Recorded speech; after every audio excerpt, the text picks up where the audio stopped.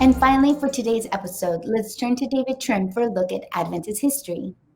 This week, we hear about the life and service of James I. Robison.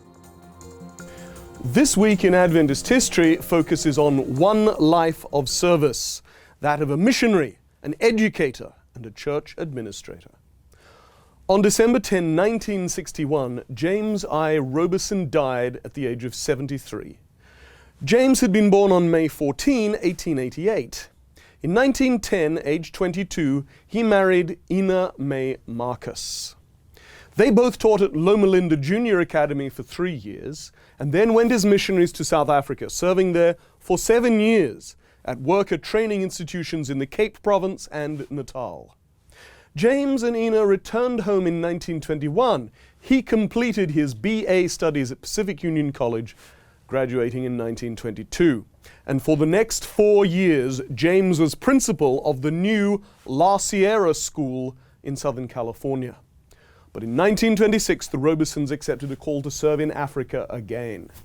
For 8 years, James was secretary, or director as we would say now, of the Sabbath School and the Home Missionary Departments of the Southern African Division, and he edited the church paper, the Southern African Sentinel.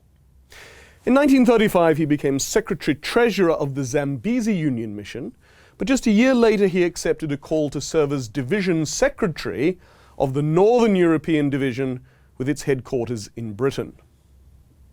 After 5 years' service, while war clouds gathered in Europe, in 1941, James and Ina took their 2 daughters, Esther and Marjorie, back to the United States, where James taught at Walla Walla College for 5 years. The 1946 General Conference session elected him an Associate Secretary of the General Conference. He served in this position for 12 years, and this photograph of him from 1953 is taken just over halfway through his time as GC Associate Secretary. James became a recognized expert on church structure, and from 1956 to 58 was a special assistant to General Conference President Reuben Figure.